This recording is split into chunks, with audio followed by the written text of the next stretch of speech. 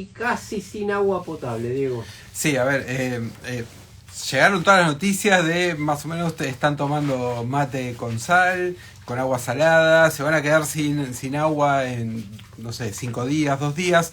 Ayer llovió, alivió un poco la situación, pero lo que pasa es que hay un problema muy profundo, más estructural, que un poco les voy a contar ahora. Lo primero es que Uruguay extrae agua de, digamos, 2 lugares muy cercanos. ¿Cuál es la zona más afectada?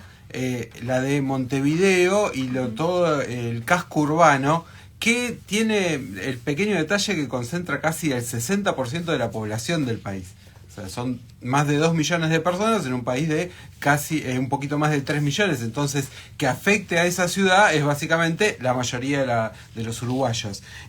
Extraen el agua, les decía, de un embalse que es el Canelón Grande, y el otro de Paso Severino, que vienen de un arroyo unos arroyos que terminan en el Río de la Plata, y que justamente la sequía que se viene dando en el país, no tanto de ahora, sino de hace varios años, que viene arrastrando y que también afecta, bueno, cuando se habla de la sequía en Argentina, tiene que ver justamente con eso, está casi dejando a los arroyos sin agua.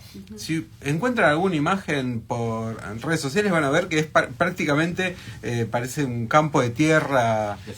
Sí.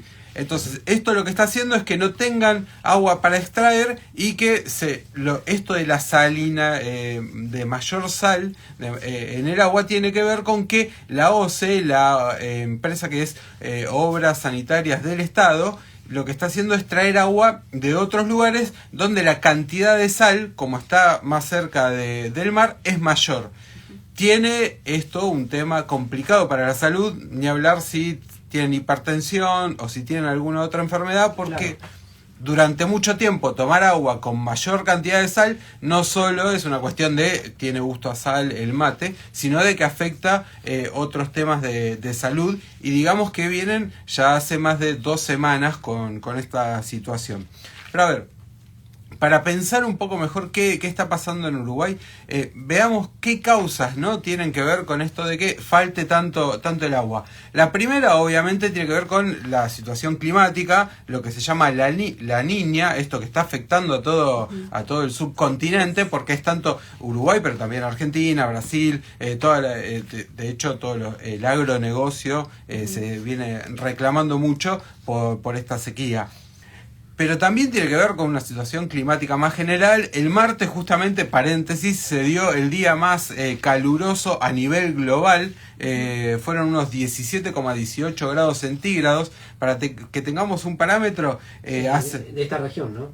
No, a nivel global. Toda la temperatura del mundo, o sea, el frío, el promedio. Para que tengamos un parámetro, más o menos en 2016 se había medido que la mayor temperatura global, que fue una de las más altas, era 16,92. O sea, subió casi medio punto la temperatura global. Claro. Entonces, hay un calentamiento del planeta que tiene que ver con la crisis climática. Así empieza la película el día después de mañana. Bueno, ya no nos pongamos apocalíptico. Pero a ver, los uruguayos también hablan de otra situación que la resumen en muchas de las movilizaciones que se dieron, que no es sequía, es saqueo.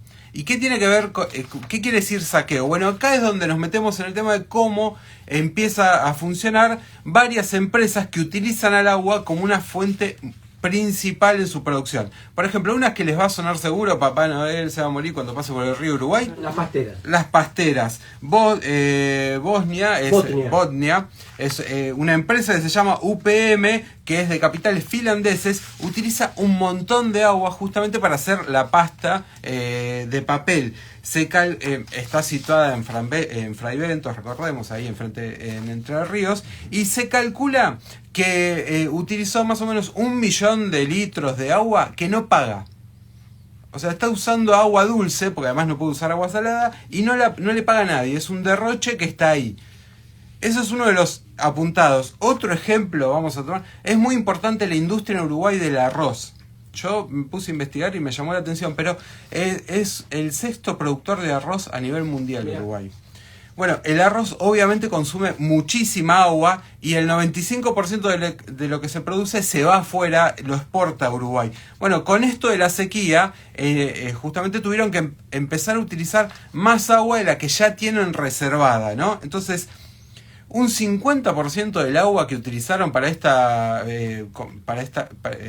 para los cultivos de arroz del 2022-2023 viene de cauces de ríos y lagunas. ¿Dónde está faltando el agua que nos lleva a Montevideo? Justamente en cauces de ríos y lagunas. Bueno, ahí hay un ejemplo claro de cómo funciona una parte del extractivismo, porque esta gran producción de arroz que copó Uruguay tiene que ver justamente con extractivismo del agronegocio.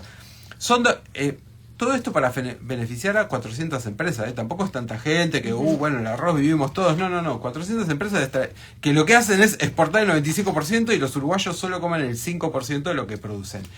Acá hay dos ejemplos que muestran claramente esto de no solo es el clima, sino también es el saqueo. Y me parece que, millones de uruguayos hoy están viviendo este problema. Es algo que empieza a marcar lo que puede pasar en la región, porque por ahí en Buenos Aires hay más acceso al agua, pero hay lugares de la Argentina en donde hay mucho menos. Y a mí me hizo recordar que en nuestro país hubo movilizaciones muy importantes, como las que empieza a haber en Uruguay, por ejemplo en Mendoza, por ejemplo en Chubut, que decían el agua se defiende. Y me parece que por ahí un poco viene la clave de cómo dar respuesta a estas situaciones que evidentemente en el futuro van a empezar a surgir, y es que el agua se defiende en las calles. Voy a decir una cosa que no le va a caer bien a los progresistas muy probablemente. Siempre se puede atacar a los progresistas porque no sabe quiénes son, ¿no? Pero, lo del Pepe Mujica, que todo el mundo dijo que es divertido, sí.